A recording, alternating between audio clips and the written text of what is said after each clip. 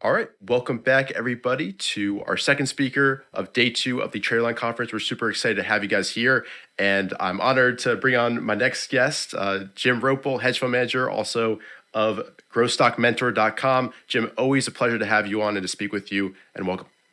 Thanks for having me, man. Glad to be here. Perfect. So this will be kind of a more open discussion, interview style format. So if anybody has any questions at any time about what we're talking about today, let us know in the chat there. And if you're enjoying the stream, be sure to leave a like and subscribe as well. And to kick things off, Jim, I'd love to just kind of dive right in with, overall market analysis. How are you, managing things in this type of environment? And what are your kind of thoughts overall on macro, the Fed, anything that's coming into your wheelhouse? It's quite simply cash is king. You need an enormous amount of cash. The sectors that are acting well are China and biotech. And before that, it was commodities, but they've broken really hard. So the market is really, it's one of the thinnest markets I've ever seen.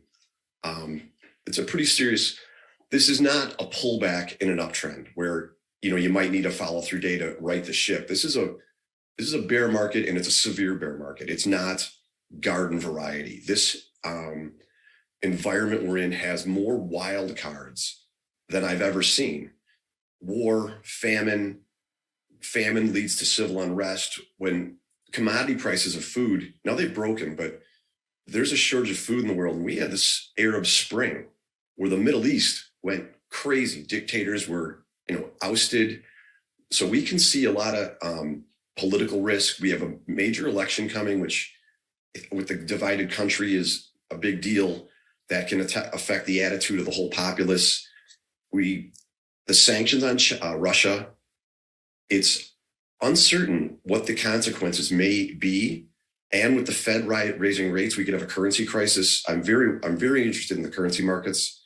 The Fed, I don't see how they're going to do quantitative tightening. I mean, I think it's around $9 trillion in bloated balance sheet of mortgages. And the mortgage market went zero bid about a week ago on a Friday. I don't see how that's going to get unwound. You got many, many, many things that are going on right now. So yeah, I'm not shocked whatsoever that the market's going down. And I'll tell you this, as bad as the damage has been in individual names and the losses people are taking, buy the dip rules the day. Kathy Wood just it was an enormous inflow. She had 2 monster inflow days in the last month. The VIX, although the VIX was elevated, it never got anywhere near major bear market low signal. Put to call, it hit like 1.3. That's, no big deal. And the volume in the index, I'm looking primarily at the NASDAQ, the biggest days are up days. Now, one of them was a rebalancing, but until we see a day of record or near record volume on the downside, the people haven't panicked yet. They have not puked. So I really think we've probably seen 2 legs down. We're bouncing at this minute. And then I think we'll see a 3rd leg down, which coincidentally sets up really nice with October. And if the Fed funds futures are prognosticating cuts early in 23 and the market leads by 3 to 6 months, it all kind of, it's actually too nice. But we'll see. And that's my best guess. That's what I'm looking at. I said cash is absolutely king. Look at the alignment of the MAs in the market. Everything, it's just down, down, down, down, down. And until the market gets in a positive alignment and above all those MAs, we're remaining a bear.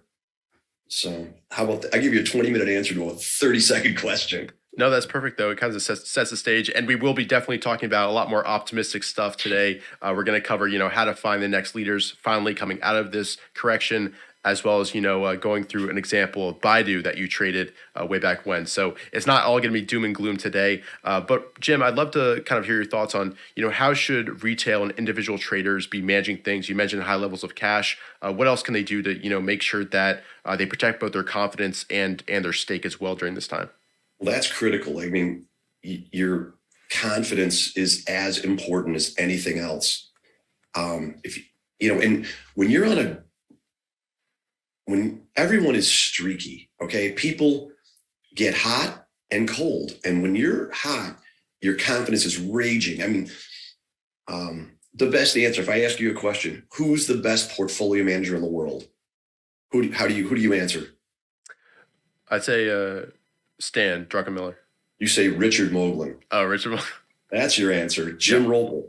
Yeah. And if you really believe that and you have good risk management, confidence breeds. Who's likely to hit the next 3-point shot? The guy who just had one. Yeah. Okay. So maintaining that confidence, well, through success, you can't have delusionary confidence.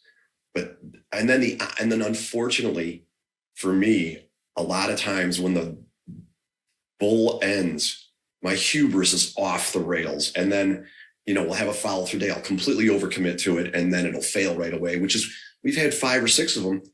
And here's my best trade that I like, and I've made a little bit of money with it this year, is when you have a follow through day and we're clearly in a bear market, let the market rally for 3, 4, or 5 days. Because in bear markets, you usually get a succession of 3, 4, 5, 6, 7 fails. So after a follow through day, it gaps up, it gets a little extended.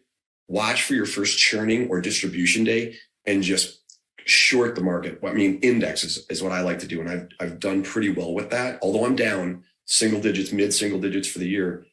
That's helped me quite a bit. And again, I don't know how sophisticated everybody is who's listening. This isn't like just buying a stock. You have to time it pretty carefully. But the inverse QQQ, S triple Q is fantastic. And then, again, for experienced people, I don't want anybody getting in trouble, but I love shorting call options on ARK. It really, although I had a bad year last year, it was my biggest winner. I didn't even realize it. And I was doing it as a hedge. And Eve was looking over all my performance and all my trades. She was like, do you recognize that you made more money shorting ARK calls than anything else? So I liked shorting the indexes, and I like short calls gives you the time premium and the volatility premium and the time erosion. So you've got a depreciating asset that you're short. And if your timing's right, you can catch the implosion of the equity value of it. But cash, I'm about 90% cash right now. I have a bunch of China names, which we can talk about. And I'm very interested in biotech. But the problem with I'm a gloom and doomer today. Biotech is unfortunately asymmetric to the downside because most of these companies are single product research labs. And if they don't get FDA approval, they go to zero and they go there in 3 days. So I obviously like asymmetry to the upside. And if a viable concern that's earning money misses, it gaps down 20%. I mean, I can withstand that. I mean, it's a big loss, but it doesn't go to zero. Biotech is super risky. I spent 9 months building a position in a stock called Centocor, and they had a drug called Centoxin, which thought was going to cure septicemia.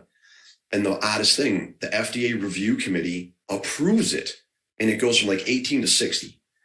And then the probability of the FDA not taking the recommendation of the review committee is like 3%. Guess what they did? They said, no go, bro.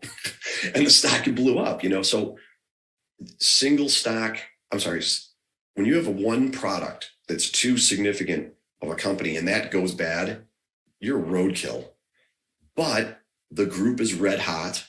And it's breaking out of kind of a double bottom base. And there's several really good names in there. But if you're really risk adverse, buy the index, buy the BBH or XBI or whatever.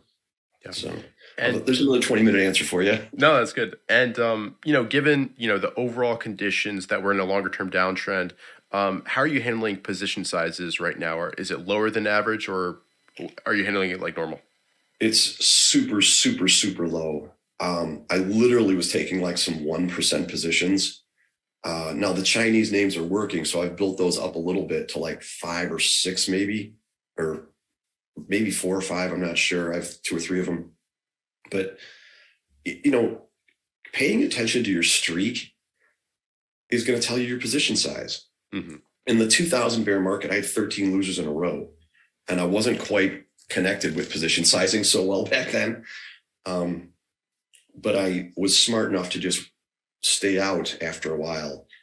So look, I'm not trying to make money. I'm trying to get traction to prove that it's a viable market that I can then make money. I'm just testing it. Like I think Livermore would call it a probe, where I'm just, buying. I mean, I'll literally buy a very small amount, like crazy small. But if I start getting traction, I can build that up really quick. Like it's within reason that I would be 50 or 60% long by the end of next week if things really, really gelled. And I'm also very cognizant that I think this is a bounce. I don't believe it's a new uptrend. So I'm in the back of my mind, I've got that, but we'll see. The market doesn't have to give me a put to call and a VIX and a volume spike. And the market's going to deceive everybody when everyone's focusing on that one thing. They're like, I have to have a 90-90 down day before we can rally. And well, guess what? You're not going to get it. And off it's going to go. And everyone's going to be in complete disbelief and it's going to take off. And it is absolutely going to take off. We are setting up not an opportunity, but a thunder opportunity. Like this is going to be, I think it's going to be a major bottom where you're going to be able to buy some killer new names that no one really knows that make a new high before everything else.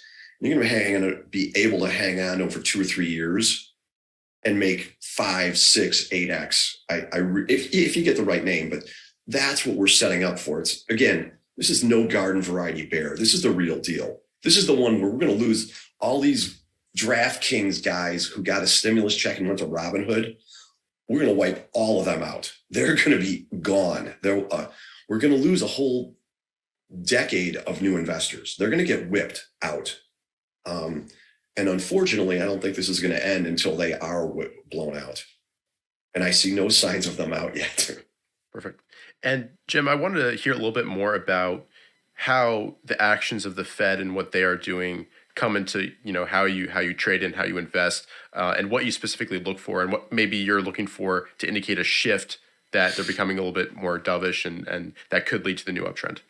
Well, we absolutely have a liquidity crisis right now. When the bond market seizes up, that's critical. That's a major underpinning function of the U.S. economy. It's way bigger than the stock market. Way. I don't know how big it is, but it's critical that operates and remains liquid. Mm-hmm.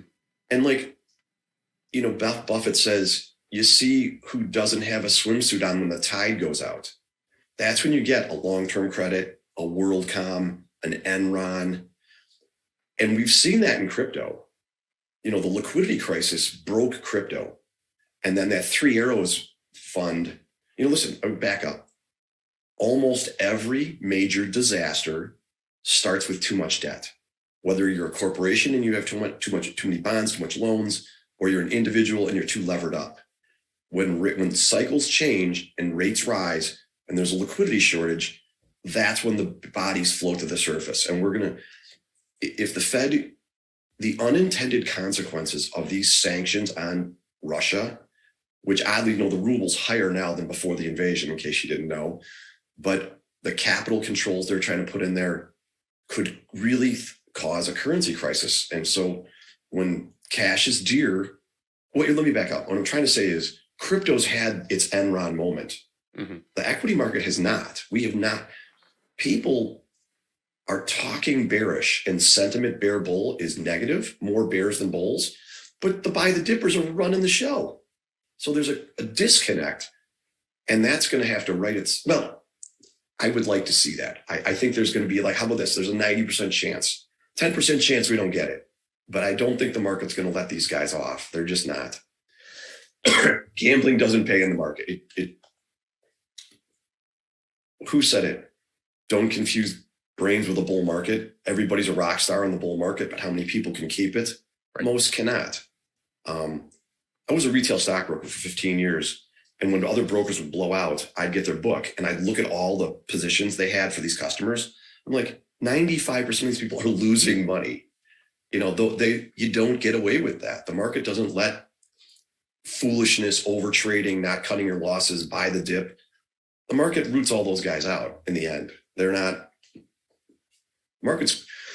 If you're married or a trader, you are humble. It's impossible to be arrogant and be a great trader and have a great marriage because you get beat up all the time by that stuff. So can I take this 3 tangents away from what you asked me? Yeah. So what I was talking about is the actions of the Fed and how that you incorporate that into, your decision making and maybe what you're looking for a dovish pivot. I mean, this market's not going to go up until you see a Fed rate hike and the market rallies. Like this is another maxim. It's so simple. Don't fight the Fed. I mean, it couldn't be any more clear.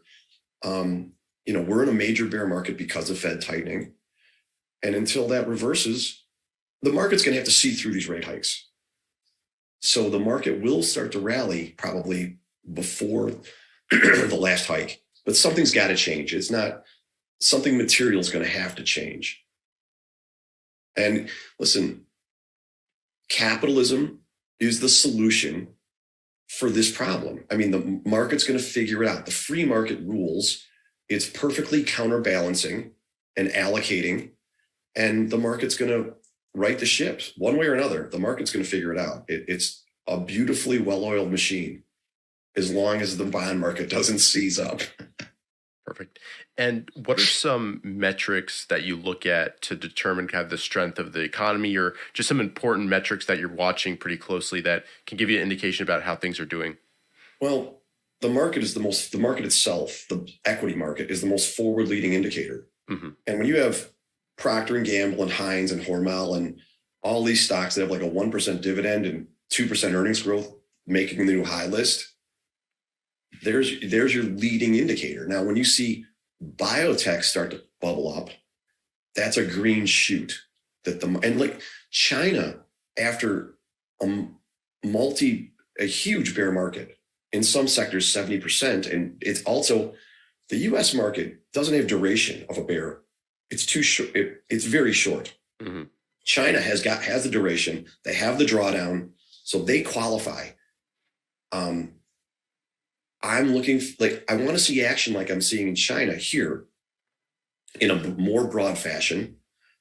And, I like to see the 3-month bill below Fed funds, because that means that the market sniffed out the Fed's wrong, which they almost always go to the wrong extreme. But the bond market will tell. The bond market's really the new high list is always your leader. Mm-hmm. And the bond market is even more sensitive to future earnings growth and equity prices. So when you see the 3-month bill below Fed funds, you're going to know the Fed's too tight and they'll be cutting soon, which is in the paper every day. Yeah. And I want to pivot now to, the more positive topic, finding the new leaders eventually when we come out of this. So what are some key things that you look for to potentially identify, those unknown names, which have those tremendous characteristics that could, do 6 times, 8 times, as you mentioned? Bill O'Neill created this template based on history of great leading stocks. And it's quite simple. Pre-tax, after-tax, ROE, sales growth, earnings estimates, earnings surprise. The leader's going to have almost all those. Now, Eric Kroll did a study and he proved that something like a very high number, 20 or 30% of stocks have no earnings that lead. But the real security institutions like earnings, okay? Listen, in a bear market, no earnings growth stocks get obliterated. There's no value. It's hard to value them. But the true liquidity-driven leaders are going to have all those metrics. They're less risky. All stocks are very risky. But when you have earnings and all those beautiful metrics, those stocks tend to trend better, are more durable, less volatile, because you have the big players, the monster institutions. Quick quiz, 2 companies, both growing at 30% a year. One trades $8 million worth of daily dollar volume and one trades $1 billion. Which one's going to have a higher PE? $1 billion. Correct. Because Fidelity can't buy, an $8 million average daily dollar volume. So the PE on the $1 billion stock is going to be 60, and the PE on the 8 million daily dollar volume stock is going to be like, 12, because no one can buy it. I can't even buy it. I mean, when you look at the liquidity in the market and the number of names out there that are truly liquid, where I can go buy 10, $20 million worth, it's about 200 stocks. That's it. So you're screening for those variables. And like the beauty, we were talking offline before this about Kathy Wood and how she's the poster child for the big rally. And like I rambled off, like there was a Lane Garzarelli and Ryan Jacobs and Don Wallenchuk and Robert Prechter. These were your gurus of every cycle going back to the 80s when I started. They were all pretty brilliant people, but focused on a specific niche. And when that area came into favor, they were rock stars, not because they were rock stars, because the market treated that sector perfectly. And when that rolls over, it goes dormant for 10, 20 years. But Can Slim is predicated on the new, like Bill says, what the golden list is the new high list. So it's always going to keep you in tune. And you throw in fundamental analysis with all those metrics and then trend following. So, your leader is not going to have RS of 12 and be below the 50, the 200. It's just not. So we need to get those MAs in a bullish alignment with the indexes. And your new leader is going to be a basketball that's just going to spring up because it's been held underwater for 9 months. And also, I've really been fortunate with some IPOs that came public at the end of bears. When you can get an institution to pony up at the end or in the middle of a bear, it's going to be just like pristine. It's going to have everything. So we haven't seen many. There's been a couple really small deals, but nothing that I've seen yet. But we'll probably see some of that. I don't know. New high list, buddy. Yeah. Make it simple. And in terms of the new high list, are you referring to all-time highs or just 52-week highs? I'd love to hear that distinction. 52-week new highs. And I'm a hypocrite. A lot of things I say, I then refine and twist them a little bit. In a bear market like this, the damage is so enormous. I'm looking for great action, maybe 20, 30% off the highs. Mm-hmm. But when you look at LI, the auto EV manufacturer in China, it's at all-time new highs. It's right there. So that has a very unique signature telling you that it's rare merchandise. Okay. I mean, why would you buy anything that has massive overhead when a stock in the same group is within 2% of the all-time high? It doesn't make any sense. You're fooling around with the second best player. And I did a study and I proved that the difference between the number one stock in a group and number two is 50%. If the leader goes up 300, the number two stock goes up 150. Right. So I want that. Now, the problem is this. If you miss the leader, now you're aware of the sector. Mm-hmm. And the number two stock's going to set up and you're going to go for it because number one's extended.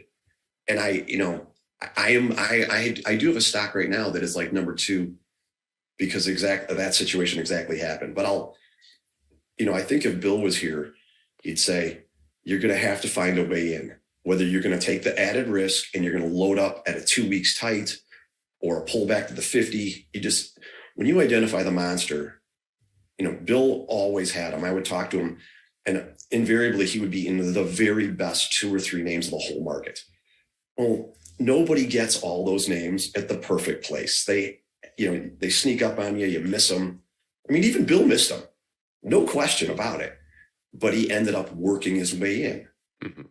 But when you miss the first true bear market cup and handle and it takes off, that's your ultimate lowest risk point. Every secondary buy points are higher risk. They're much better for ads than start a whole new position. But sometimes it's worth it. Perfect. And I want to dive a little bit deeper into that. But first, there's a really good question from Tomas. A question for Jim. He said, he started talking about confidence. How do you fight or manage overconfidence, that feeling after, that strong bull market? It's so hard because the feeling of just if you have an ego, the market's going to feed that. If you have a killer year and you've just made, your life's just changed, you've doubled your net worth or more, you're intoxicated. It's the craziest feeling.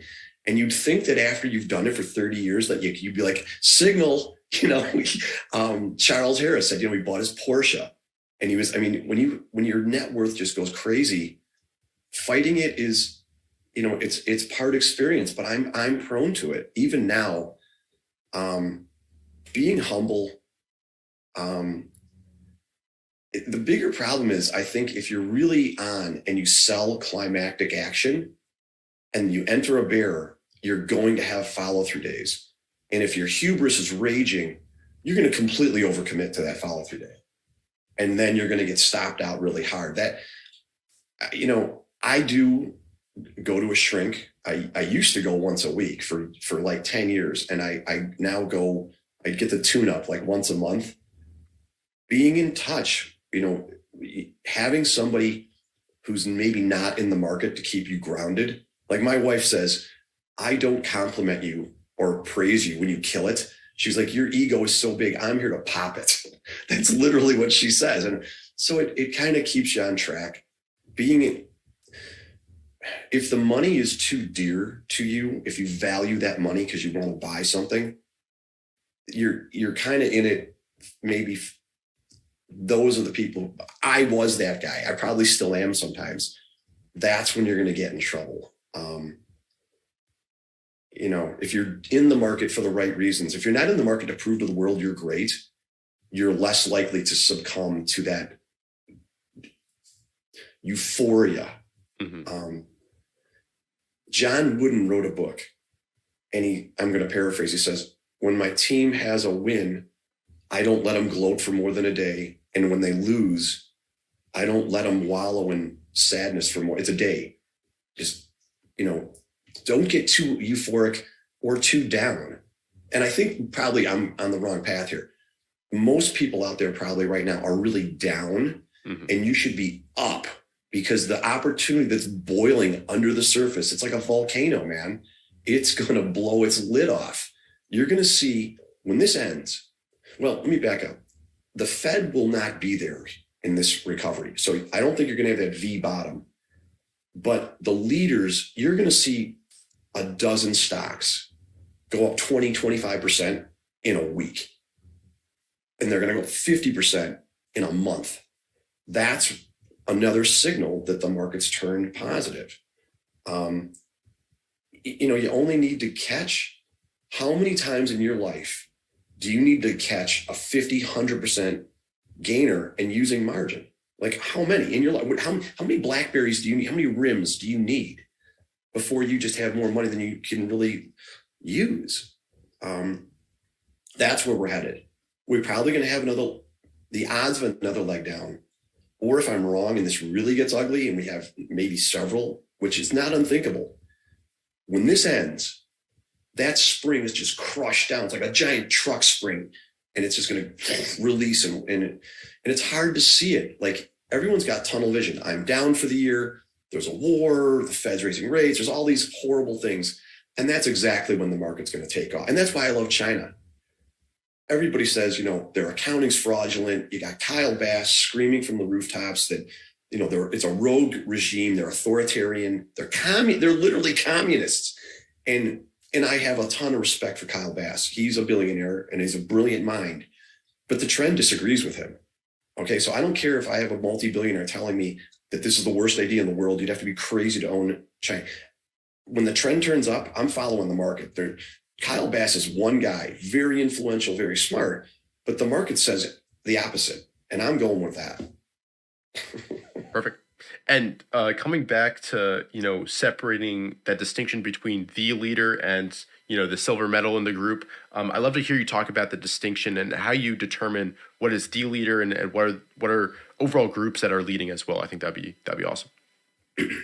Bill would say it's the stock you're up the most on. It's the stock that has the 99 RS, the 2.0 up to down volume. They stand out like sore thumbs.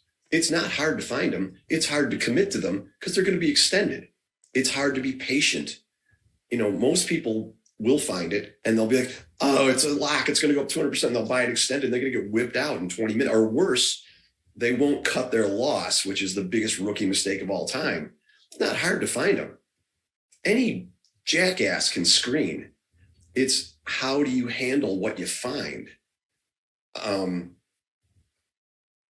It's going to be sticking straight up in the air. It's going to look just like LI. It's going to look just like that.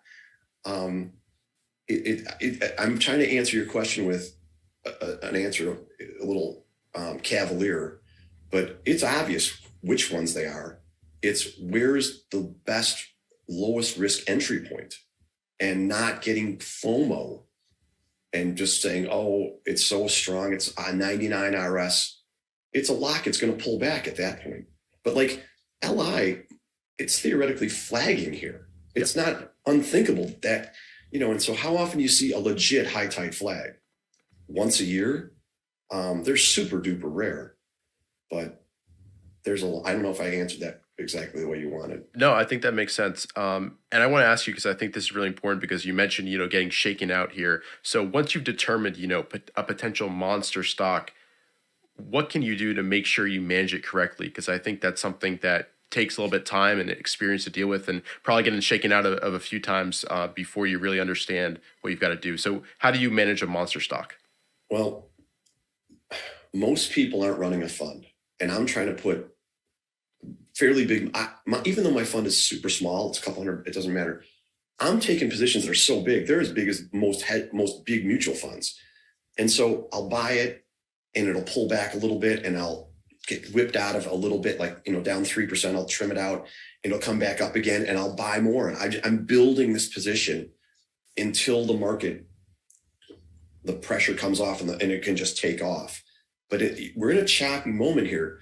Like, hypocrite me, I just talk about how bad overhead is. If you look at Bumble, it kind of broke out and then it pulled back and stopped everybody out, but it was still in a base. It's still a positive pattern. Right. There's nothing wrong with it other than the fact that it didn't really allow someone to buy it properly and hold it unless you opened up your risk parameters.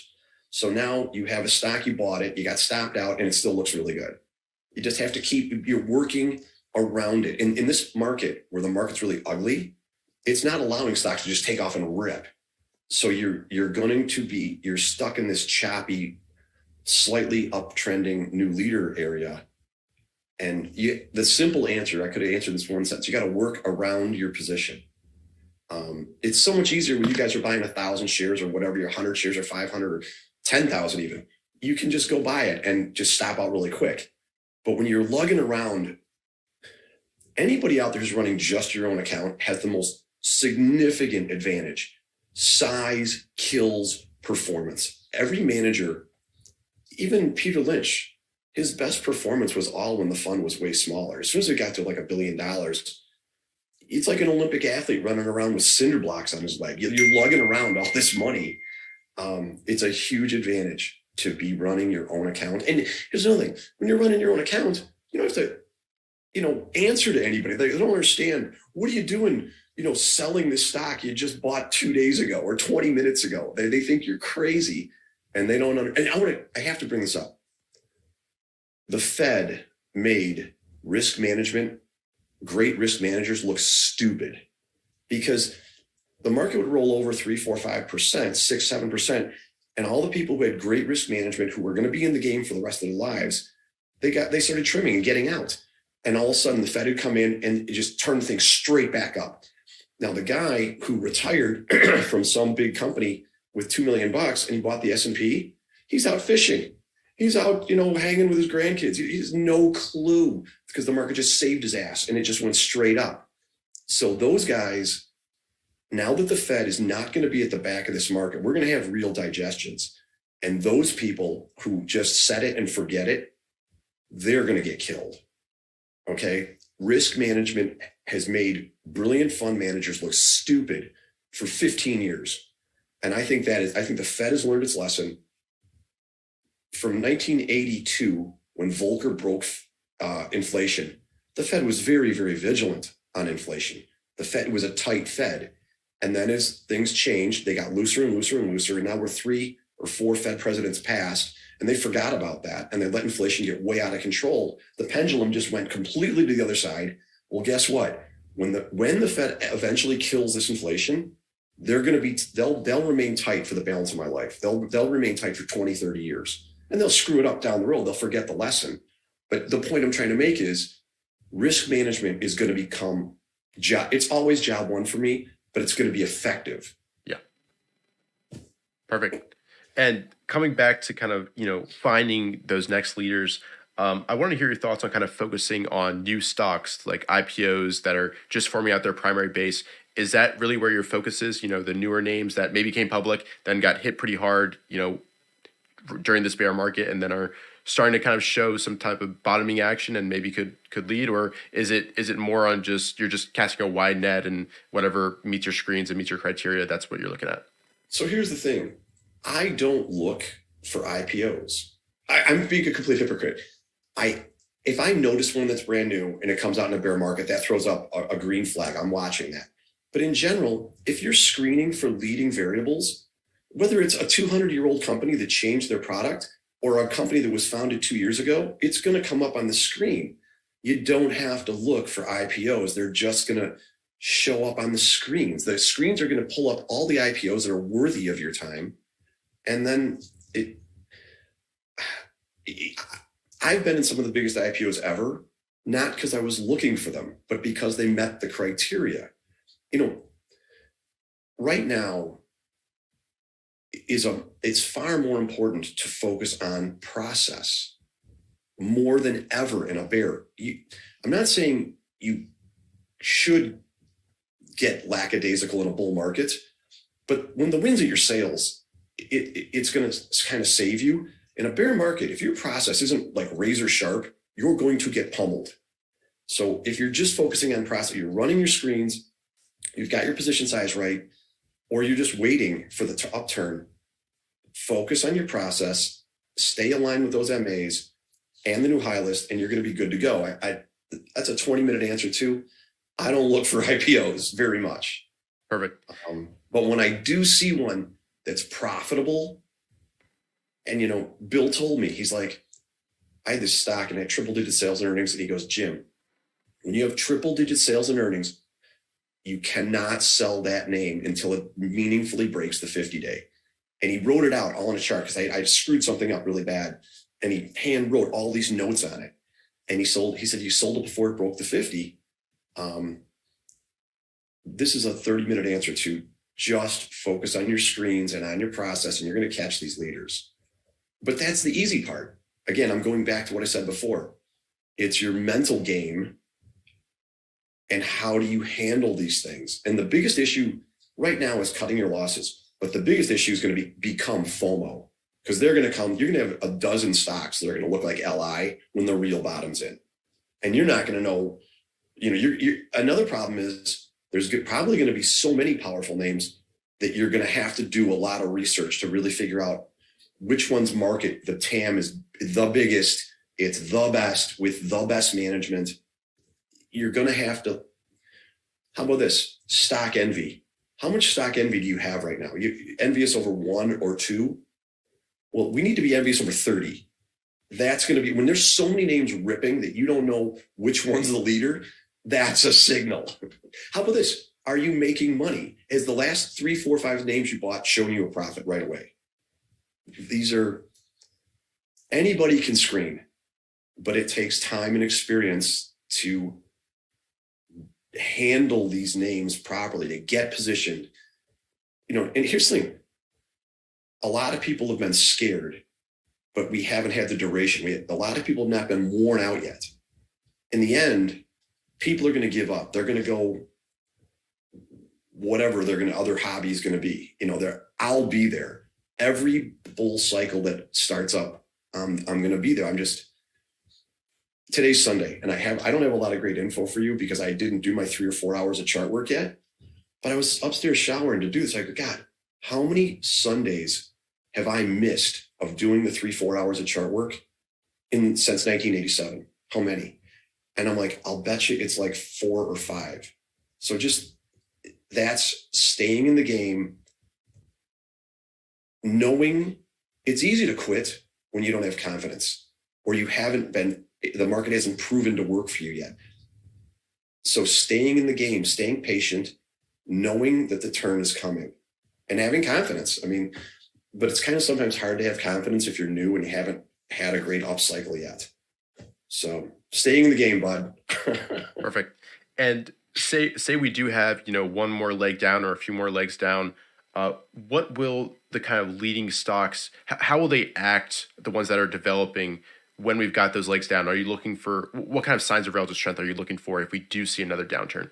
Well, the institutions are going to start bottoming these things. Okay. Like the market's going to get pummeled, and you're going to see a blue up bar on a weekly, and probably like a couple of these stocks that we might talk about have had some really big accumulation days in them.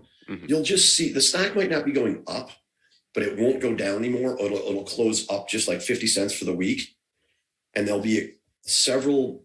should be several big volume bars supportive at the bottom. And they're gonna, I've mentioned LI 5 times already. Let's bring it up. Look like that. Yeah. Why is this thing a geyser going straight up against the market? Now that's in China. If you see that start to happen in the US, which we have not even come close to, that's going to be a major signal. They're just, dude, RS is going to point you. You know what a divining rod is? Like how it's like finds water. Yeah. It goes right to the water. Yeah. Well, your relative strength, RS line in new high list is your divining rod. It points you straight to the leader. Like you can't, the data is there. And I almost said you can't screw this up, but the data isn't your emotions. It's really the emotional control. Everybody can read the new high list. Everybody can get a list of RS 99 with all those other variables, but that's easy. You can get that down. If you can write a computer program, a Wanda, it's a little more technical, writing the program, but once you have that data, now what? Do you FOMO in? Do you go, oh, it's too high and let it go? Do you, I didn't recognize that money management and emotions were the game until like 10 years ago. Like I was all about the charts and the perfect buy point and all this. And that's critical, but how you deal with these names once you identify them is the difference between taking 10 points out of it and making 200%. That's, and somebody asked me a question on Growth Stock Mentor last week. He's like, well, if a stock is super extended, it's going to pull back, why wouldn't you sell it? And he prefaces it with, I'm in a he lives in Israel. And he's like, I have a tax-free account, no taxes. I'm like, well, you answered your own question. Of course you should trim it because you can get back in. But in the States, in a taxable account, you're basically paying 50%. So the stock's got to fall 50% for you to profit by trimming. Now I trim because I'm trying to reduce volatility so I can sit through that inevitable 4 pullbacks to or below the 50 a year. But and I'm a hypocrite because when I was first getting started, I would lever my whole account up in 4 names. And back then you could lever up 3x, 300%, not 2. And I just building up this war chest, but I was trading 1,000 lots, 500 lots, When you start to make serious money, you can't do that. It becomes very difficult. Taxation has changed my method. My fund's growing, and taxation has made me more of a sitter. And it's led to a different problem, which is now stale longs. In other words, not that I've fallen in love with it, but I'm willing to deal with an undercut of the 50 by probably more than I should, because I don't want to get out and pay 50% tax and have all my partners scream at me. And then you got to get back in. And how often do you see a perfect cup and handle? Every bear market. Well, how often do you have a bear market? Every 3 years? Cup and handles do materialize, but the beautiful ones occur in bears. The perfect buy points occur in bad markets. So once the market's off and running, when you trim it, you have to look at yourself, well, how the heck do I get back in? Because I think this is a 3X. But the rides are often so volatile that if you're not trading on extended moves, you can't sit through the pullback. I mean, every stock that I've ever had has pulled back to the 50 or below 3 to 5 times a year. So if you have a stock that you can't throw a pullback down to the 50, you better trim or get out. So I beat that up pretty good. No, that's perfect. And since you mentioned that the mental game, the mental side of things is so important, you mentioned you see a shrink, but other than that, what can people do, or do you have any books and resources that you'd recommend on the subject to kind of work on the mental side of things? I don't. I mean, books are super cheap. Shrinks are really expensive. Listen, there's great. Look, I found Bill because I knew somebody had anything you want to do. There's somebody who's wanted to do it before you, and they wrote a book about it. So just find the very best book on it. I mean, I don't have the answer for that one. Sorry, No, but it's that's out all. there. No, that's perfect. And Jim, since you mentioned LI so many times, I'd love to just bring up that chart, and then we can also transition over to your Baidu trade after that. I think that would be perfect. All right. So I'm going to share my screen, right? Yep. Uh, And while we're doing this, if you have any questions whatsoever based on what we've talked about before, let us know down below in the comment section, or in the chat rather. And if you're enjoying it, make sure to leave a like and subscribe to the TraderLion channel. We've got a ton of great stuff to cover, not just with Jim, but with many other great speakers as well. And yeah, there it is. This is Baidu. So you want to look at LI, we'll change date to current. And I mean, guys, oh my God. Yeah, you want to know what the next leader is going to look like? Take a snapshot of this. Relative strength actually fell 1 point because it was 99. Look at the rate of ascent of that RS line. And anybody who doesn't understand the significance of how superior an EV is to an ICE internal combustion engine car is just, they haven't looked at the facts.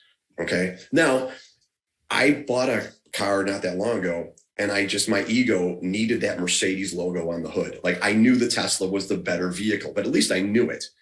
But the product is it's a wildly superior product. And I was in China, I think I'm agent 0 because I was in there just before the outbreak occurred.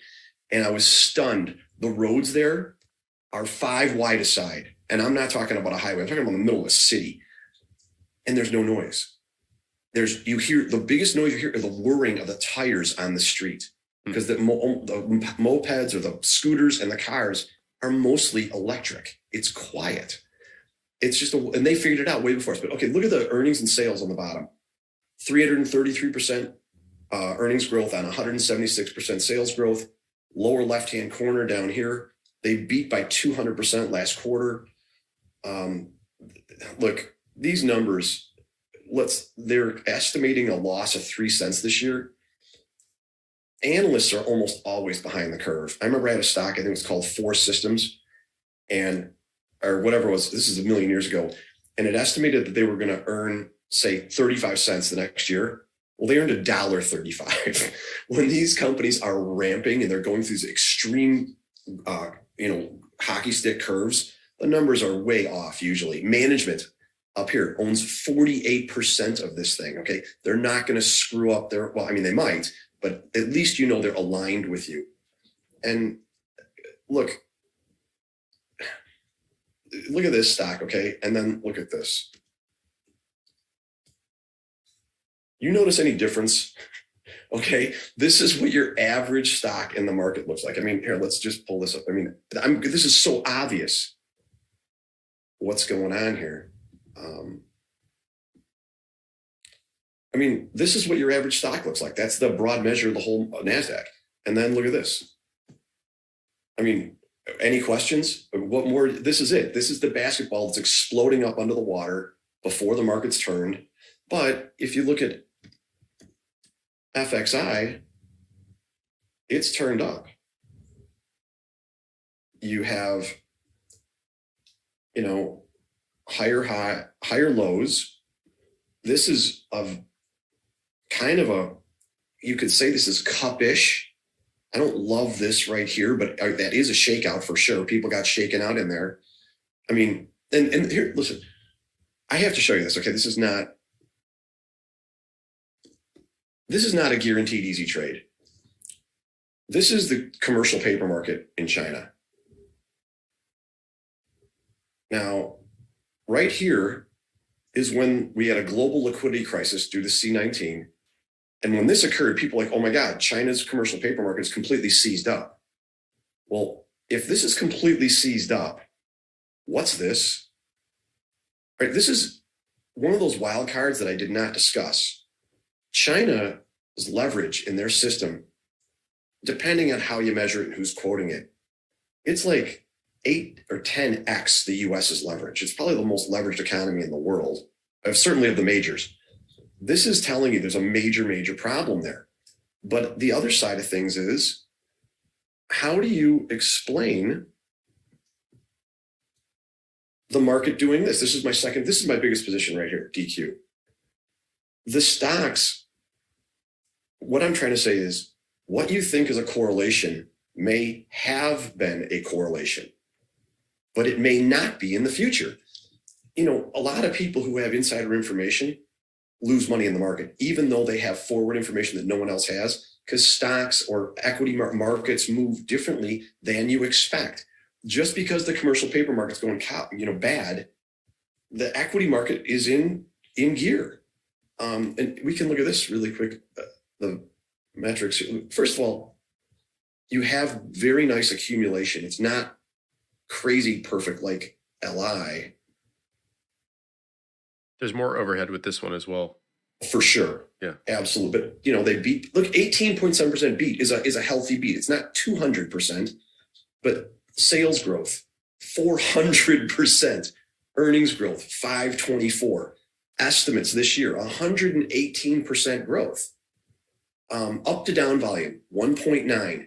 Look at this, margins, 62.2%. That's pre-tax. After tax, 42%. I mean, this is like a software company. All right. I mean, like retailers are running at 2-3% margins, 4-5%. Software is bigger, but and you have the dual tailwind of China and solar. So you really have the wind in your sails here. But I'll blow this out. 99 RS, A+ accumulation distribution. RS line, not quite as robust. But it's still, the rate of ascent on that line is pointing up at about 2 o'clock on a clock face. But look at the accumulation on LI. You've got a wall of blue in there. And, okay, you said, what does stock look like at the bottom? This is a support week. That is a major clue that this was, what there's a clue of is some institution just went in and gang tackled this thing. Now, they had done their research. And they ran it up. That's what that means. There's at least one guy, who said, it's too cheap. We don't care if it's a bear market. We're going to take a position here. Value players and big institutions bottom stocks. It's not guys like me. Okay. It's not your mailman or the guy who owns the dry cleaners buying his 100 lot. It's some guy coming in and buying 143 million shares. That's what it traded right here. The big problem is this, though. Wanda's slow on institutional sponsorship, but there's now this is a little old. These were Bill's favorite. Wanda was designed by Bill. So these were Bill's favorite funds at the time. Now, it is good that Fidelity started a position back 3 quarters ago. So at one point, they deemed it quality enough to take a position, but subsequently they've gotten out. And let's compare this to, I hope I'm going to get this right. Look, there's Fidelity's loves this thing. Okay. If you look at, now they've probably been reducing. Look at that. I mean, this is so rare. You never see this. Okay. This is uber rare.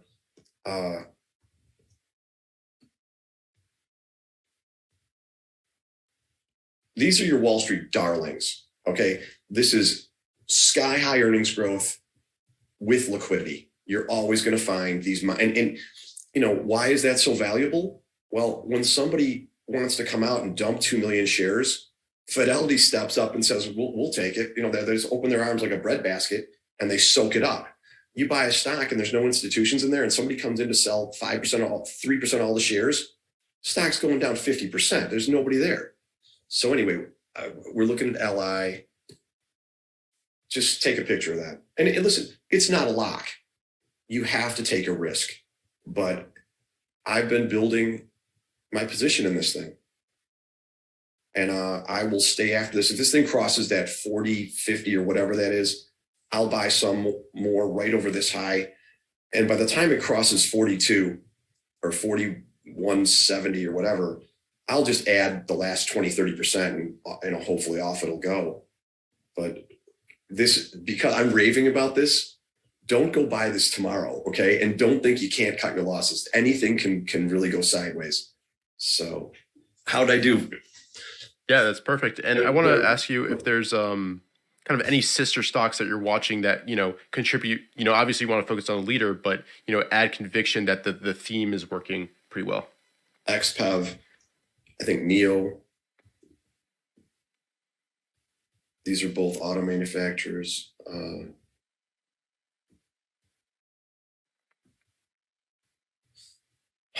I mean, look, this list right here you're seeing it's all China names sorted by RS. Mm-hmm. Okay. I had pinned, I think I maybe have a tiny little position left over because I got bumped out. But look, this whole market, it just look at that. And listen, there's no question, okay? The Chinese accounting is not the same as it is in the US. There's, DD and that coffee, Luckin Coffee, that kind of crap doesn't happen too much in the States. And if you're worried about the single stock risk, just go buy this. All right. So if one of these things blows up, the index is going to go down 5-6%, but you're not going to lose 50% of your money in a day. And if this works, like LI might go up. Let's assume it works and it goes up 100%. This is going to go up 50. 50 works. That's plenty.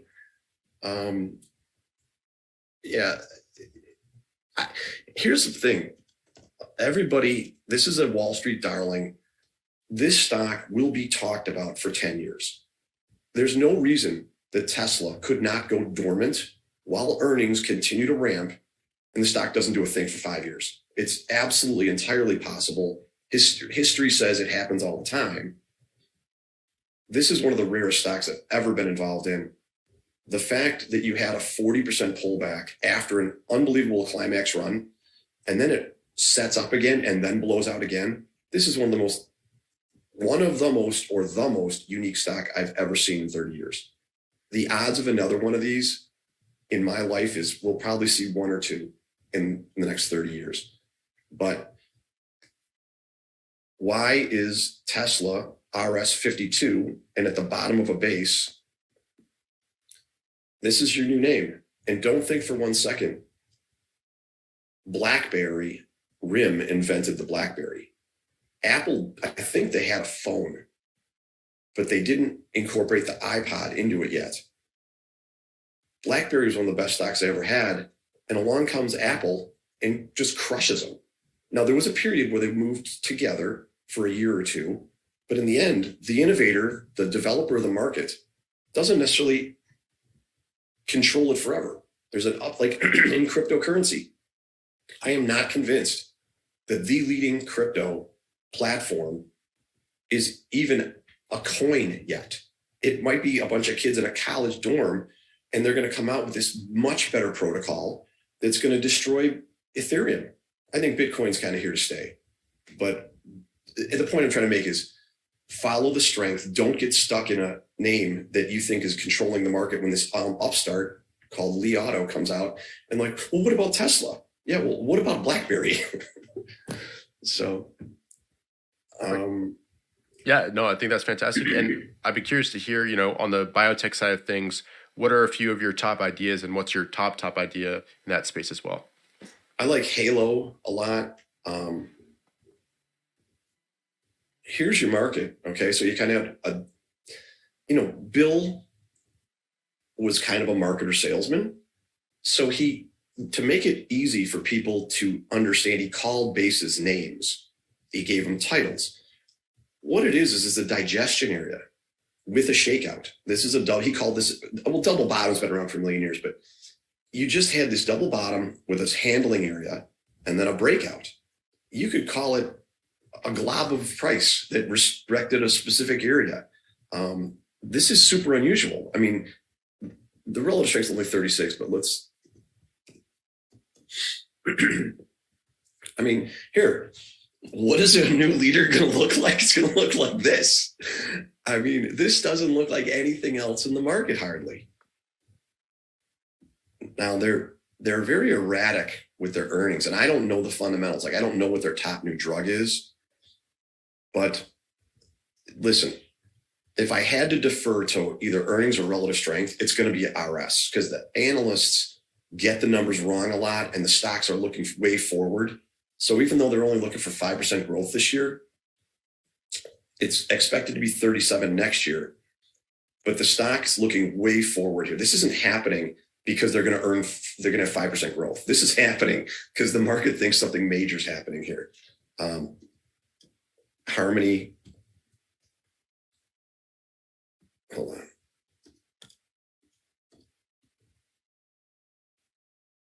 This is a lot choppier. I don't like this space as much, but I like this one. See, this shakeout, I don't know how you want to look at that. Is it awesome that it shook everybody else out? Or is it crappy because there was no institution that would sit in there and take those shares?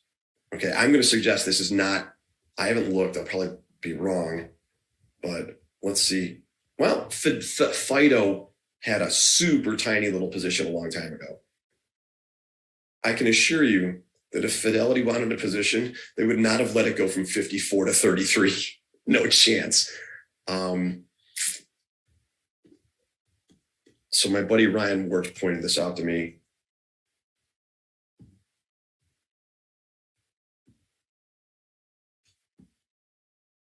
Oh, this isn't the one. Clovis. See, what's the symbol? CLOV? I'm not sure. Look at Clovis. I don't know the symbol offhand, but listen, these are your only two areas, China and biotech, that have any merit at this minute. Look at this is actually extended now.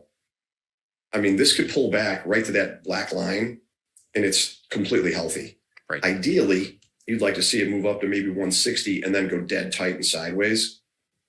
That would be really ideal. If it rallied a bit more and then went dead tight and volume dried up. If it did that, like, again, I can change from super bear to super bull super quick. If this thing, like if LI comes out, okay, see, like it runs from 18 to 41. It barely gives hardly anything up. And even in this digestion, the volumes kind of dried up, but the big volumes on the up days, this is just telling you that it's under accumulation. And it's a signal. Like, I keep going back to the same 3-4 stocks. That's really, really a thin market. And I think the danger here is that people are going to grasp at just molecules of information showing that things are improving, and they'll overcommit on too thin of data showing, or leaders. Like, the market's not going to be healthy until you have stock envy over 30 names. And we're looking at 3 or 4. That's not enough. You cannot, like I said, with as excited as I am about these names, you probably can hear the tone of my voice is ramped up a little bit. I'm 10% long. All right. It's going to take a good bit more. The breadth of the market is terrible. We need new highs to be 5x, 10x new lows. Okay. Until we get there, I probably will not ramp up my exposure too much. So I'm trying to temper my enthusiasm for these 4 names. I don't want you to get too fired up. There'll be a dozen of these when the market turns for real. And maybe we won't have a third leg down. Maybe it's in the VIX won't spike, the put to call won't spike, and things are just going to improve. But at this minute, I'm treating China differently than the US. I think they've done their time in jail The duration in the penalty box is enough, and the amount of pullback in the market's enough, and we'll see. For LI, what type of price action would get you to sell it here? What would say something's wrong? The setup right now, the chart pattern has kind of failed. Well, I'm on a razor's edge, and this is another reason I hate day trading or short-term trading. Like I'm on the sell key all the time and on the buy key. I'm building the position. I don't want to live my life like that. But if this thing undercuts that black line, I'll be out of all of it. Let me back up. If it undercuts that black line 30 minutes into trading, I'll trim it a little bit. But if it closes below there, or especially on a Friday closes below there, I'll be out all of it. But I'm also, my cost is high. So I don't have a lot of leeway. I mean, my stop losses are going to get me out of it. It might not even have to break that line. Yeah. But, say we have another leg down, it could build a base kind of up here, just barely undercutting that line and set up, once the market's healthy again. So if we have a third leg down in the market, there will be contagion around the world to other global markets. I mean, we are the dog, okay? Everyone else is the tail. And if the US has a bad leg down, this is going to break. If it didn't break down, you would probably be looking at the best stock for the next couple of years. Yeah. But I would expect it to break if the general market, if we have let's say, I think there's a very good chance. There's two very big round numbers on S&P and NASDAQ that I'm looking at. What is going on here?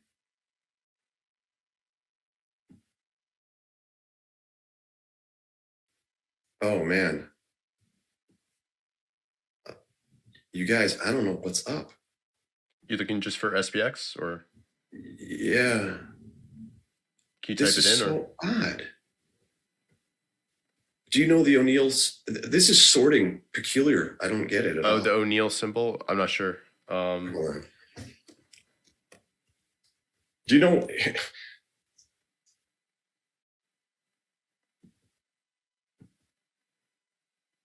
Oh my gosh. You guys, I'm so embarrassed. I can't. We can come back to it, I think. People let us know in the comments, I'm sure. Here we go. Cool. I see no reason why we can't go down to 10,000. None whatsoever. We'll see how this market handles the declining 10-week, which, by the way, I don't think Bill ever looked at indexes on the weekly. I'm just showing it for illustration purposes. But I think we have a very, very good chance of going there. And I think the S&P can go down to a big round number. Is it 3,000? I'm going to skip this because I can't get wanted to work. Yeah, no worries. And Jim, how do you think Bill would be handling this market? What would he be doing, and what would he be looking for as well? He'd be all in cash, almost certainly. I mean, Bill would sit in cash for months and months. When the 2000 top occurred, I bought the first follow through day and the second one. The first one way too big. And then I sat out for a year and a half. I literally almost didn't make a trade for 2 years. It just was like, sales managers like, you were the number 7 producer of Morgan Stanley last year. How much are you going to do in commissions this year? I'm like, maybe none. Like, they couldn't believe that I was going to let all this money sit in money market, but I did. And, but I'll tell you this, at the end of that bear in 2000, I had 13 minor losers in a row. I just had built this house that I'm in now. And I remember looking out the back window and I'm like, if this persists, man, I'm going to be out of the business. That's the kind of attitude people get really down and really, really negative.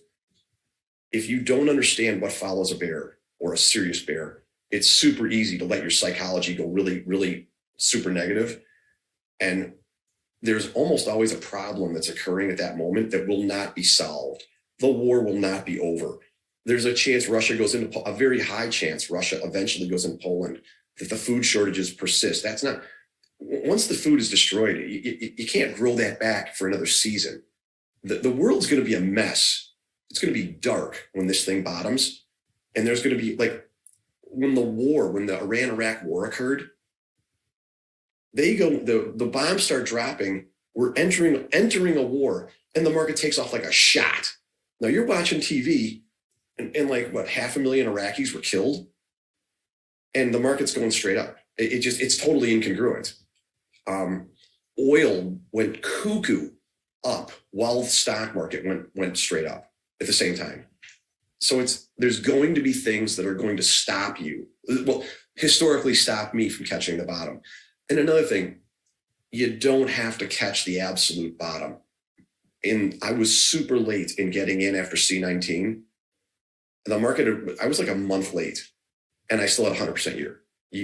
There's high risk at trying to pick the bottom. Even when you have real legitimate information telling you that the bottom might be in, it's costly to be wrong down there. It's less costly to wait until you get more clues. So I'm not sure how I'm going to handle this. Yeah. And I think to finish it off on a strong note, we talked about going through your Baidu trade back, was it 2005? Was that when it was?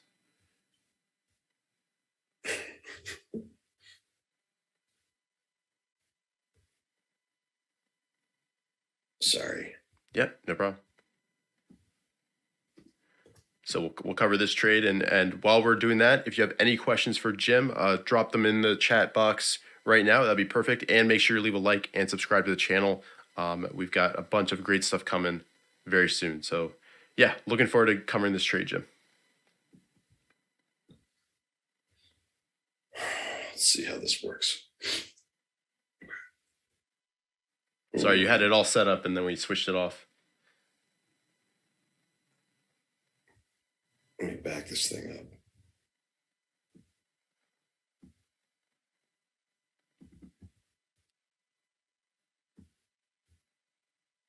All right. So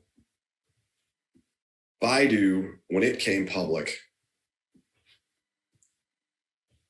I'm trying to move this box. We see that circle. It's not allowing me. There you go. So it comes public, and it has this monster day.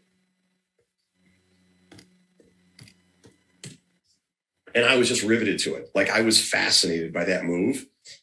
And then it just went dead. And I obviously hadn't read Eve's book yet. And I didn't know about the institutional due diligence phase, but I just kept watching it. Palo Alto did the exact same thing. And I'd read a couple of articles about the CEO and what a supercharged guy that he was.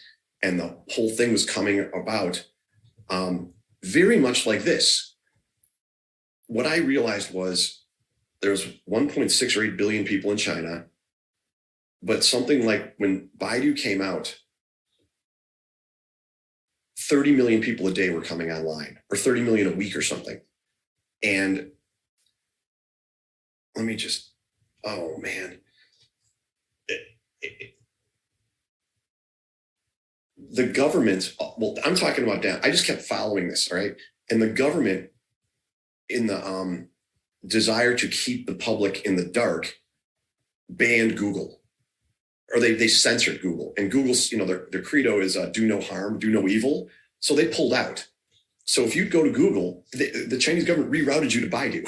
So now I know the government is supporting these guys. 30 million people a day or week are going online, and there's 1.8 billion people there. I'm like, the total addressable market, I understood this deeply. And you have like, I don't know, what do you have, 15 weeks in a row up here? And I think I started buying it like right here. And Bill has a rule, 5 weeks up in a row, you have to add. So I really kind of went, and by the way, this thing was $1,000 a share. It's split 10 for 1. This is post split. And I had like 80, 90,000 shares, and it just takes off, and it's just working perfect. It's respecting the 50-day beautifully. Even when it undercuts, it closes the week above it. Now, there's a big snag in here, and it happens right here. This is an earnings report. Again, this is like 15 or 20 years ago, so I don't remember it exactly that well, but I'll tell you this. This is what I remember. They have an earnings report, and in the call, they say, oh, by the way, the platform that you all know and love, we're changing it to this new thing called Phoenix Nest. And it had just split, and I had 800,000 or 900,000 shares. And this thing gaps down 28%. It was the biggest loss. I had like 30 million bucks into it at that price. I had like 30 million in. And I think on that day, well, I don't know, I lost like a lot. It was the biggest single day loss I ever had. And here's something else. You got to know this, okay? People go like, Kramer has that thing. It's called, Are You Diversified? That's complete crap. Okay. If you're in growth stocks and say you have Tesla and Veritex and Li Auto parts, if one of these things blows up, that one's going down 20%, but everything else you have is going down 5 or 6 because they're all growth stocks. The fund managers are going to have to sell off other things to rescue the one that's getting killed. So they're all going to get killed. So don't think because you have an auto, a food stock, and whatever, that you're diversified. If you're in growth and there's a horrible day, you're going to get shelled. So I have this thing down 28%, and the whole rest of my fund is getting obliterated. And I trimmed off maybe, again, it's a long time ago, but I trimmed a bunch off, like 20, 30% right here, but it caught support immediately. And I'd screwed up Apple on an earnings report not that much earlier. And Bill's like, Jim, you have got to get right back in there, build the position back up, and add 15%. So I did. And it was acting beautifully in here. And then it just took off and went bonkers. Now you're going to ask me, where did I sell it and why? And the simple answer is I only remember the bad stuff, like the gap down. I have no idea why I got out of this thing. I think it's in the book that, here's the thing. Eve did the post analysis on this for me. And unbeknownst to me, I'd made 30 million on this thing. I didn't even know it. I knew it was really good. But if you read the book, I think it'll tell you why I got out of it. I can listen. I can guarantee you this. I was trimming in here for sure. And by the time it did this, I was probably out of it. At this point in my life, I was not selling extended. I just was, I was willing to endure that crazy volatility. But this is see the red bars in here? That would certainly be a little bit unusual. And I wish I had a better answer for you when I got out of it. It's funny. Some of these names are 20 years old that I had a good run in, and I honestly don't really remember exactly. I'm only guessing at why I got in and out of these things. What were some of the key lessons that you learned for this trade? I think that, buying it back, I think is obviously a key one, a nice tidbit, but were there any other key things that you took away from this trade? This was the first stock I ever had that I had a monster gain in, and I paid 20% tax. And I was like, my God, that's $15 million less that I have to pay to the federal government. Or the fund, not me. Okay, the fund. And I was like, holy cow, this is a big deal. And that kind of changed me. But I didn't learn. I learned from screwing up Apple when you have earnings. And also, here's the thing with Apple, I puked it in after hours. And Bill yelled at me the next day or 2 days later. He's like, you got to get right back in there. He's like, and you don't sell too much in after hours. He goes, you should have been right back in there. So it was the Apple screw up that helped me deal with this a lot better. Okay, so here's the 10-for-1 split right there. Right there. So I might be off on this. I don't know. Look, here's the takeaway. Oh man. When you have a general market turn up, and you see this right here, that is a massive, massive clue. And also, I was watching the institutional sponsorship, and Fidelity was just gang tackling this thing. I mean, they were buying it across the board. And I mean, that's really one of the only complexes that can do this. Okay, they're in there buying that every day, every week for a couple months. Fidelity doesn't take positions like that to hold for 6 months. They were planning on holding this for years. At least that's my interpretation. And when you have a run like this, and then the first digestion looks like this, now this is compressed because it went up so much, but that's tight action in there. When you have a move that's unbelievable, wall of blue with skyscrapers, and then it just goes dead tight. I mean, almost dead tight down to the 50. It remained accumulation. What happened was The guys who were lucky enough to get it down here were puking, causing it to stop going up. The institutions just with a breadbasket saying, we'll suck this up. And then when they couldn't wait anymore, when their impatience grew, then they just blew the roof off of it and ran it hard. And again, look at this wall of blue, a double massive wall of blue with volume, skyscrapers in a wall of blue.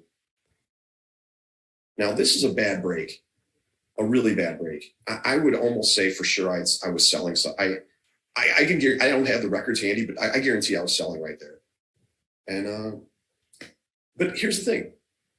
When Phoenix Nest came out, I had the confidence to sit because I understood the total addressable market, how many people were online, the government, the fundamentals were so damn rock solid. And almost every stock I've ever made a killing in, I knew intimately. Well, first of all, I don't get $30 million in much unless I really know exactly what's going on. And again, I don't cowboy up that this was a big trade for me. I mean, really big. And I don't take positions like that anymore. Your initial answer was true. Stan Druckenmiller is the GOAT. It's not a debate. And he remained super aggressive even as he grew in size massively. But again, primarily Stan Druckenmiller is a global macro trader. He doesn't buy, he does do individual stocks, but he'll go into the S&P and buy $4 billion worth. You can't do that. You can't do that. You can't put $4 billion to work in the growth stock market. Okay. You start trading currencies and bonds. There's no limit. They're endlessly liquid. So he was able to maintain cowboy-sized positions when he was right because of the liquidity provided by commodity markets. Stock market doesn't have that. I don't know this, but I would suspect if you asked Stan what percentage of his account he'll put in any one individual stock, it's going to be less than 1%. But he'll buy a sector. He'll buy everything in that sector. Again, I haven't talked to him. I don't know that. I'm just guessing. So perfect. I love Baidu. It's warm in my heart. It's like my Broadcom, and that poses a problem because I will traverse back to a name like that. I have a friend, really close friend, who made an absolute fortune in Priceline. He still watches it. He made that money 15 years ago. But hey, let's look at this on a current time frame. Yeah, perfect. I'm sure a lot of people feel that way about Tesla after the run. Oh, for sure. Yeah. Dude, Tesla is going to be first of all, it's going to remain liquid. The IRS could go to 10. It will remain liquid and people will be discussing it every single day. I have this feeling that Tesla is going to go dormant. I don't know that, but the one argument against that is people think Tesla is a car manufacturer. They're a battery energy company. They own Solar City. So there is a chance that maybe that end of the business is going to ramp, but stocks that have runs like that tend to go dormant for great periods of time. But you have kind of a cup here. RS is 89. It does have to come out. And I actually bought some of this on last week and I didn't like the close. So I just got out I got out of 80% of it. The relative strength is weaker. Remember I said I bought a second best name in a group? This was the second best name in the group I bought. I also have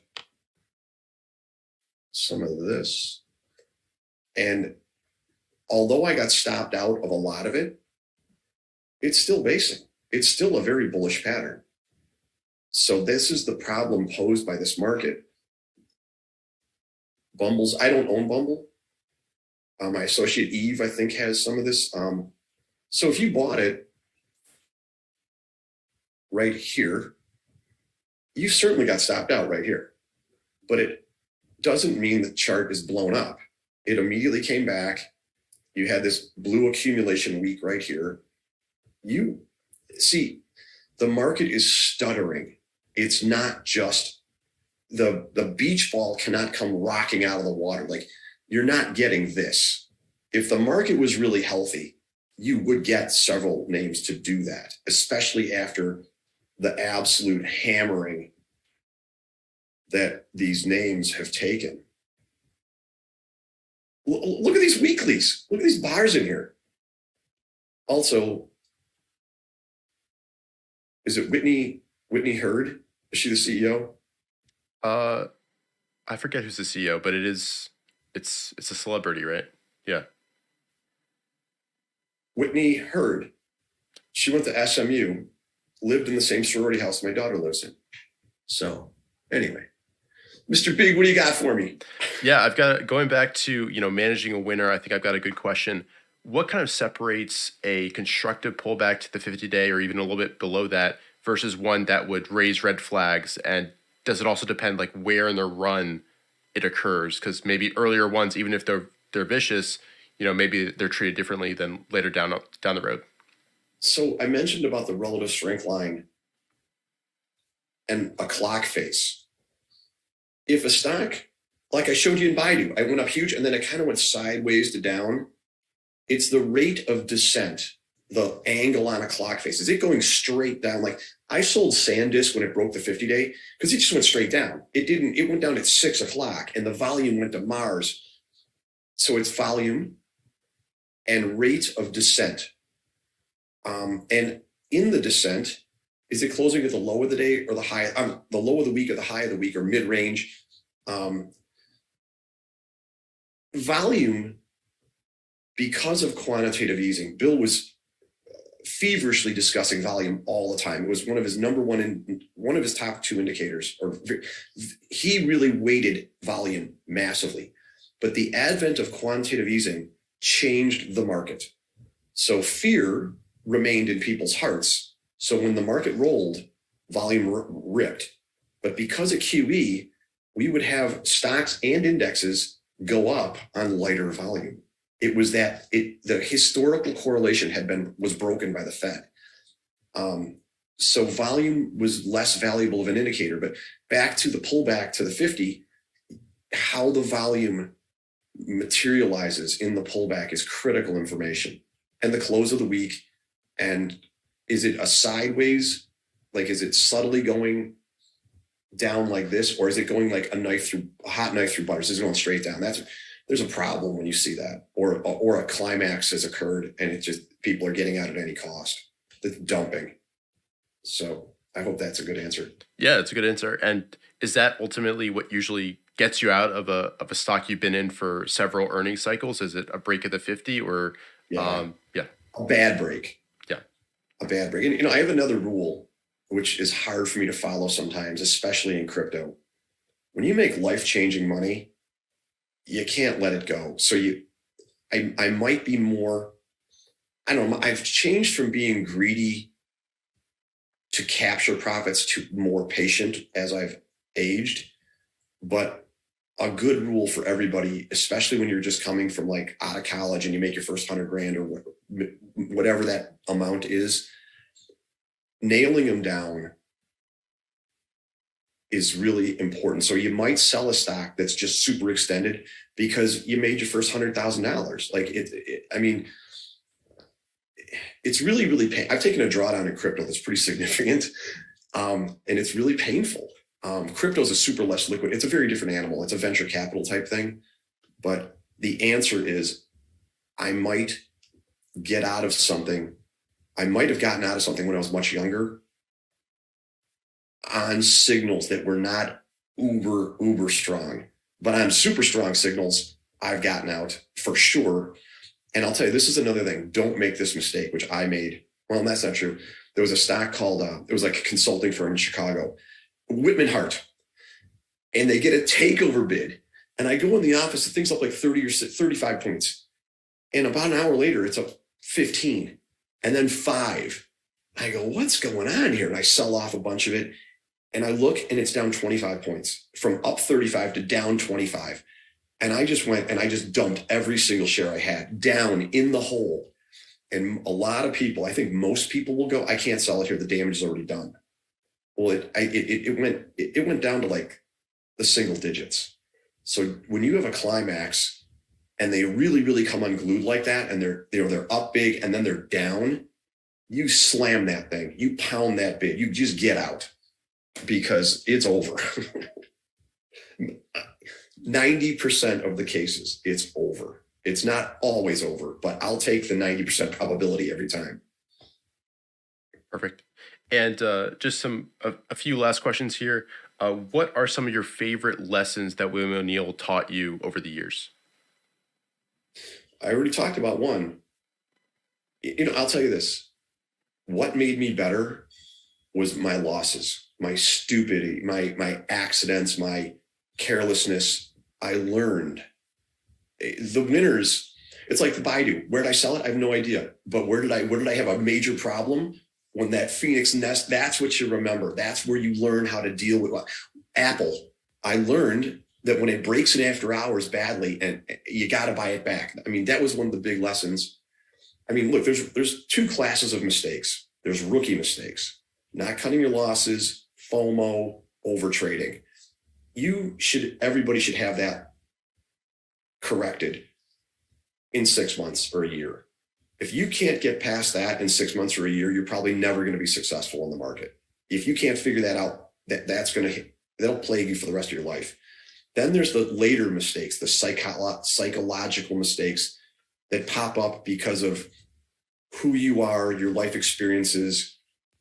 Those are the emotional control. Those are your higher level learning. And that's going to take a decade. How about this? I started in 86 in the market, 85, I can't remember. And I didn't even know about that until 10 years ago, 15 years ago.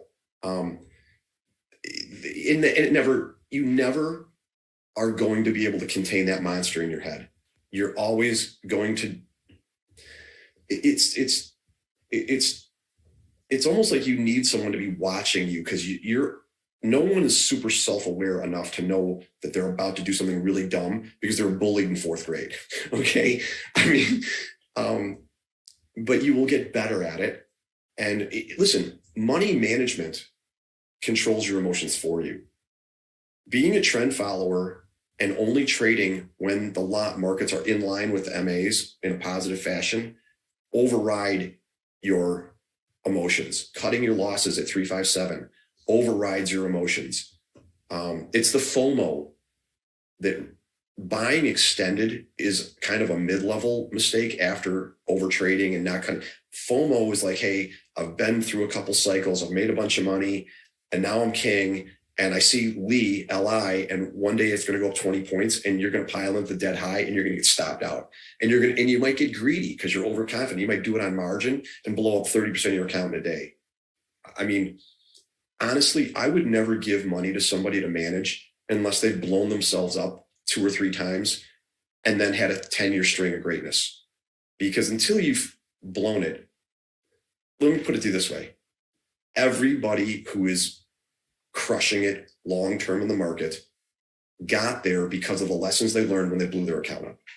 If you haven't learned those lessons through pain, you haven't learned them yet. You will. Well, no, you're going to have the pain. Whether you learn from that or not, that's the key.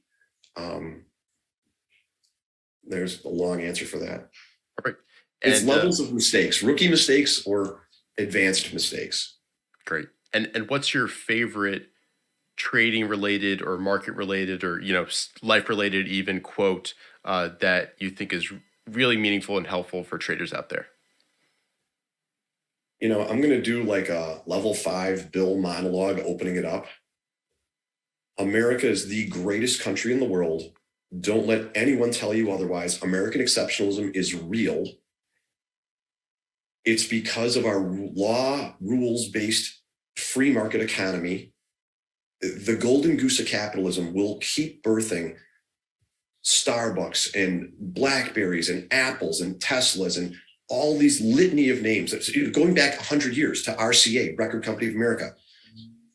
They will never stop coming as long as socialism doesn't suffocate this engine of prosperity and gentrification.